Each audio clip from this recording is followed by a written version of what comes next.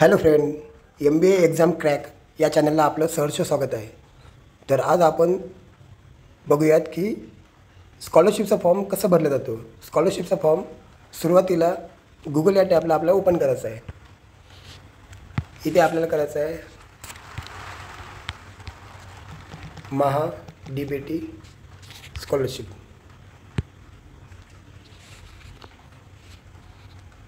आता यामध्ये जे मुलं पहिल्यांदा करत आहे त्यांनी न्यू रजिस्ट्रेशनला क्लिक करायचं आहे. न्यू रजिस्ट्रेशनला क्लिक केल्यानंतर तुमचं इथे नाव टाकायचं आहे. तुम्हाला यूजर ID टाकायचा आहे, पासवर्ड टाकायचा आहे, कन्फर्म पासवर्ड टाकायचा आहे. त्यामध्ये लेटर तुम्हाला मिनिमम 8 ते मॅक्झिमम 20 लेटर टाकायचं आहे. एक तुम्हाला मोठा अल्फाबेट, एक लहान अल्फाबेट आणि एक सिम्बॉल. त्यानंतर तुम्हाला ईमेल ID टाकायचा आहे. त्यानंतर तुम्हाला मोबाईल नंबर टाकायचा आहे. कॅप्चा करून तुम्हाला सेव्ह करायचं आहे. हे सर्व डिटेल भरल्यानंतर तुमचा एक यूजर ID आणि पासवर्ड जनरेट होणार आहे. ही यूजर ID आणि पासवर्ड जनरेट झाल्यानंतर तुमचा इथे एंटर यूजर नेमला तुमचा यूजर ID टाकायचा आहे आणि इथे पासवर्ड टाकायचा आहे आणि कॅप्चा टाकायचा आहे. चला आता बघूया की फॉर्म कशा प्रकारे असतो. सुरुवातीला तुम्हाला लागणारे कागदपत्र काय आहे, सर्वांनी याचा स्क्रीनशॉट काढावा. तर यामध्ये SC ST मुलांसाठी लागण्यासाठी कागदपत्र काय आहे, 10वी 12वी ग्रॅज्युएशनचे मार्कशीट, त्यानंतर डोमेसाईल म्हणजे तुम्ही महाराष्ट्राचे रहिवासी आहे म्हणून, त्यानंतर लागतं तुम्हाला नॅशनॅलिटी आणि त्यानंतर तुम्हाला इन्कम सर्टिफिकेट घ्यायचं आहे. इन्कम सर्टिफिकेट हे चालू वर्षाचं असलं पाहिजे. 2025-26 मार्च नंतर चालू वर्ष सुरू होतो, त्याच्यामुळे 25-26चं उत्पन्न दाखला लागणार आहे, जुना चालणार नाही. त्यानंतर तुमचा आधार नंबर तुमच्या बँकेशी सीडिंग असावा. त्यानंतर तुम्हाला प्रतिज्ञापत्र लागणार आहे, जे काय तुम्हाला मी QR कोड प्रोव्हाइड केला जाईल. त्यानंतर तुम्हाला बोनाफाईड घ्यायचं आहे कॉलेजकडून, ज्या कॉलेजला तुम्हाला ॲडमिशन झालं असेल.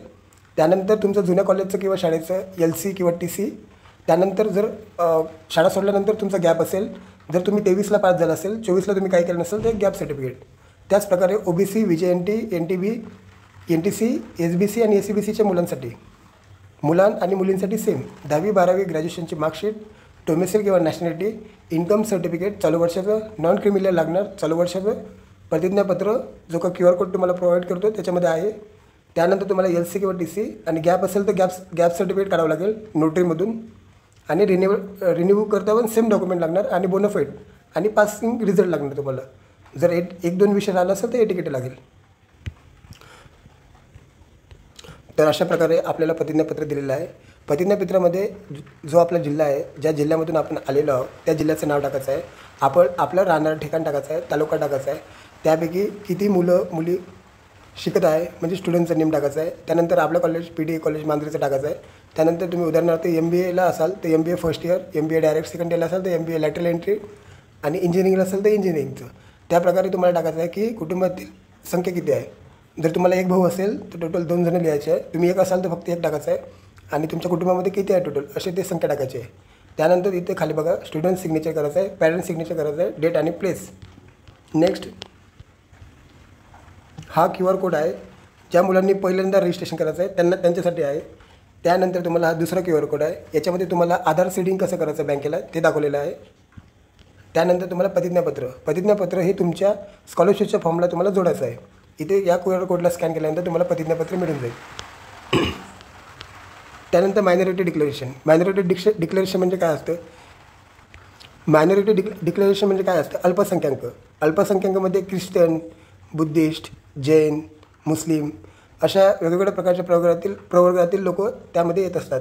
तर त्यांनी बघून घ्या, त्यांना जर गरजेचं असेल तरच त्यांनी घ्यायचं आहे, अदरवाईज त्याची आवश्यकता लागणार नाही. त्यानंतर इथे तुम्हाला विचारलेलं आहे ॲकॅडमिक इयर. तर चालू ॲकॅडमिक इयर आहे 2025-26. तर सर्वांनी आपल्याला 2025-26 निवडायचं आहे.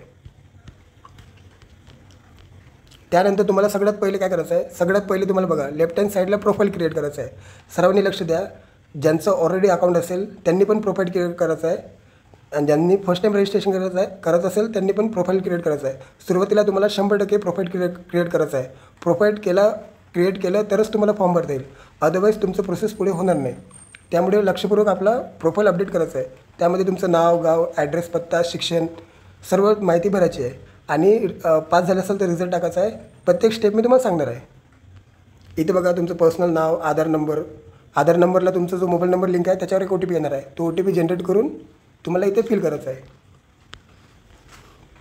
त्यानंतर बघा तुमचा आधार नंबर, तुमचं नेम, तुमचं email I D, mobile number, date of year जे तुमच्या आधार कार्डवर आहे, तुमचं वय, तुमचं LCवर कसं लिहिलेलं आहे ते पूर्ण इथे टाकायचं आहे. त्यानंतर पॅरेंटचा नंबर. त्यानंतर बघा आता वेगवेगळ्या कास्टमधले मुलं असतात, तर आपापली कास्ट कुठली आहे तर कास्ट सर्टिफिकेट दिलेलं असते. SC कास्ट असेल तर SC, OBC, ST, NTA, NTB, SBC, SEBC या सर्व मुलांनी आपापली कास्ट बघून इथे टाकायचं आहे. त्याच्यानंतर कास्टमध्ये त्या कास्टमध्ये तुमची प्रवर्ग कुठला आहे. उदाहरणार्थ OBCमध्ये कुणबी असेल किंवा OBCमध्ये माडी असेल, तशा प्रकारे तुम्हाला तुमच्या कास्टमध्ये कुठली कास्ट प्रवर्ग आहे ते टाकायचं आहे. त्यानंतर तुम्हाला टाकायचं आहे की तुमच्या कास्ट सर्टिफिकेटवर बारकोड आहे का आपले सेवा केंद्राचं. असेल तर यस करायचं आहे, नसेल तर नो करायचं आहे. त्यानंतर तुमच्या कास्ट सर्टिफिकेटवर वरती एक MRC नंबर दिलेला असतो. तो MRC नंबर इथे कास्ट सर्टिफिकेट नंबरला टाकायचा असतो. त्यानंतर 256 KBच्या आत, परत एकदा सांगतो, सगळे डॉक्युमेंट तुमचे 256 KBच्या आतमध्ये असले पाहिजे साईज, आणि ती साईज तुम्हाला अपलोड करायची आहे कास्ट सर्टिफिकेटला. त्यानंतर तुमच्या कास्ट सर्टिफिकेटवर एक दिनांक दिलेले असेल, ते दिनांक इथे टाकायचे आहे. त्यानंतर तुमचं इन्कम किती आहे, इन्कम सर्टिफिकेट दिलेलं असेल. इन्कम सर्टिफिकेट प्रत्येक प्रवर्गातल्या विद्यार्थ्यांचे SC असेल तर 2.5 लाखाच्या आतमध्ये पाहिजे, आणि OBC असेल, SEBC असेल त्यांचं 1.5 लाख ते 1 लाखाच्या आतमध्ये उत्पन्न पाहिजे. त्यांनी आपले इन्कम इथे टाकायचं आहे. त्यानंतर सेम इथे नंबर टाकायचा आहे आणि 256 KBच्या आतमध्ये फाईल पाहिजे. त्यानंतर बघा डोमेसाईल. डोमेसाईल म्हणजे काय असतं की तुम्ही महाराष्ट्राचे रहिवासी आहे, हे तुमचं एक जो दाखला दाखवतो त्या दाखल्याला डोमेसाईल असे म्हणतात. ते डोमेसाईल तुम्हाला इथे नंबर टाकायचा आहे. त्याचप्रमाणे तुम्हाला तुमचं नाव लिहायचं आहे, तुम्हाला ते डॉक्युमेंट अपलोड करायचं आहे. त्याच्यानंतर पर्सनल एलिजिबिलिटी डिटेल्स. जर तुम्ही सॅलरीत लिहिलं तर इथे तुम्हाला स्कॉलरशिप मिळणार नाही आहे. त्यामुळे तुम्ही सगळ्यांनी सॅलरी इथे नो करायची आहे. तुमचे आधार डिटेल टाकायचे आहे आणि तुमचा आधार हा तुमच्या बँकेशी सीडिंग झालेला असावा. परत एकदा सांगतो, सगळ्यांनी आधार कार्डचा नंबर हा तुमच्या बँक अकाउंटशी सीडिंग असायला पाहिजे. नसेल तर ते लवकरात लवकर करून घ्या, नाही तर तुम्हाला स्कॉलरशिपची अमाऊंट येणार नाही. त्यानंतर बघा परमनंट ॲड्रेस. जिथे आपला कायमचा पत्ता आहे, गावाकडचा असेल किंवा शहरातला असेल, जिथं कुठला असेल तुमचा परमनंट पत्ता इथे टाकायचा आहे. त्यानंतर इथे गार्डियन्स, पॅरेंटचं टाकायचं आहे, वडिलांचं टाकायचं आहे, वडील काय करतात ते टाकायचं आहे, त्यांचं ऑक्युपेशन टाकायचं आहे. जर शेतकरी असेल तर फार्मर टाकायचं आहे, जर जॉब करत असेल तर सर्व्हिस टाकायचं आहे. आईचं तसंच सेम, हाऊसवाईफ टाकायचं आहे इथे. आता इथे लक्ष द्या सर्वांनी, इथे म्हटलेलं आहे की MBA फर्स्ट इयर असेल तर MBA फर्स्ट इयर टाकायचं आहे, आणि जर डायरेक्ट सेकंड इयर असेल तर डायरेक्ट सेकंड इयर टाकायचं आहे. तुम्हाला तुमच्या जे कॉलेजकडून अलॉटमेंट लेटर मिळालं आहे त्याच्यामध्ये सगळं मेन्शन केलेलं असते, ते इथे तुम्हाला टाकावं लागेल. जो कोणी इंजिनिअरिंगला असेल त्यांनी अंडर ग्रॅज्युएट टाकायला पाहिजे, आणि MBAला असेल तर पोस्ट ग्रॅज्युएटला टाकायला पाहिजे. त्यानंतर तुमचं गव्हर्नमेंट कोट्यातून लागलं की नाही ते तिथे टाकायचं आहे. तुम्हाला जो फायनल अलॉटमेंट लेटर दिलेला आहे त्याच्यावर तुमचं मेरिट लिस्ट दिलेलं आहे, ते मेरिट लिस्ट तुम्हाला इथं टाकायचं आहे. त्यानंतर तुम्हाला तो सर्टिफिकेट अपलोड करायचा आहे. आता सगळेजण हे फर्स्ट इयरला असल्यामुळे रिझल्ट काय येणार तुमचं पर्सिंग येणार. आता एक लक्षात घ्या सर्वांनी, जो कोणी SC आणि ST प्रवर्गात आहे त्यांनी फक्त बोनाफाईड टाकायचं आहे. बाकीच्या मुलांनी फक्त ॲडमिशन फी रिसिप्ट टाकायची आहे या सेक्शनमध्ये.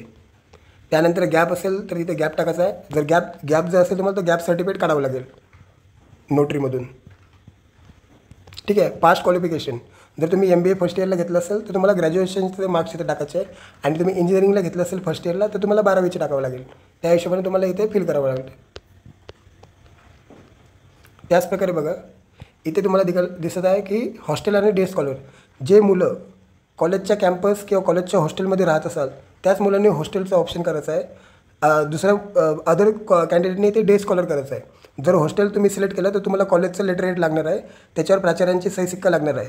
त्यामुळे तुम्ही बघायचं आहे की तुम्ही जर कॉलेजच्या प्रवर्गात राहत असाल, कॉलेजच्या कॅम्पसमध्ये राहत असाल, कॉलेजच्या हॉस्टेलला राहत असाल आणि कॉलेज तुम्हाला सर्टिफिकेट देत असेल तर तुम्हाला हॉस्टेलचं ऑप्शन निवडायचं आहे, नाहीतर तुम्ही डे स्कॉलरचं ऑप्शन निवडायचं आहे. इथे महत्त्वाचं बघा, जे SC विद्यार्थी आहेत ज्यांचं उत्पन्न 2.5 लाखाच्या आत आहे त्यांनी स्कॉलरशिपचा ऑप्शन हा गव्हर्मेंट पोस्ट मॅट्रिक स्कॉलरशिप ही ऑप्शन निवडायचं आहे. परत एकदा सांगतो, SC विद्यार्थी ज्यांच्या पालकांचं उत्पन्न 2.5 लाखापेक्षा कमी आहे त्यांनी पोस्ट मॅट्रिक स्कॉलरशिप ही ऑप्शन चॉईस करायचं आहे social justice and social assistant department या डिपार्टमेंटमध्ये. ठीक आहे. त्यानंतर ज्याही पालकांचं उत्पन्न 2.5 लाखापेक्षा जास्त असेल तर त्यांनी फ्री शिपचं ऑप्शन निवडायचं आहे. फ्री शिपचं परत एकदा सांगतो, 2.5 लाखापेक्षा कमी असेल तुम्हाला पोस्ट मॅट्रिक चॉईस करायचं आहे, social justice and social assistant डिपार्टमेंटच्या अंडर आणि 2.5 लाखापेक्षा जास्त असेल तर फ्री शिफ्ट तुम्हाला अप्लाय करायचं आहे. त्यानंतर एस टीचं पण सेम, एस टीचं 2.5 लाखापेक्षा कमी असेल तर पोस्ट मॅट्रिक हे करायचं आहे ट्रायबल डेव्हलपमेंटमध्ये, आणि 2.5 लाखापेक्षा जास्त असेल तर त्यांना फ्री शिफ्ट करायचं आहे.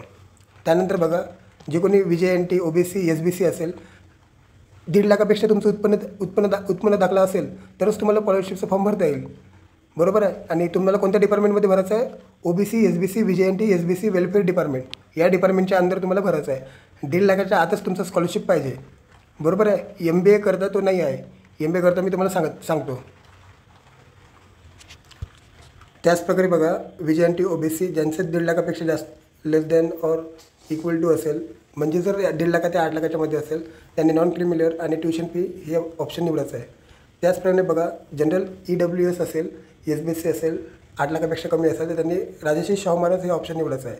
परत एकदा सांगतो, ACBC EWS आणि जनरल विद्यार्थ्यांनी राजर्षी शाहू महाराज हे ऑप्शन तुम्हाला चॉईस करायचं आहे.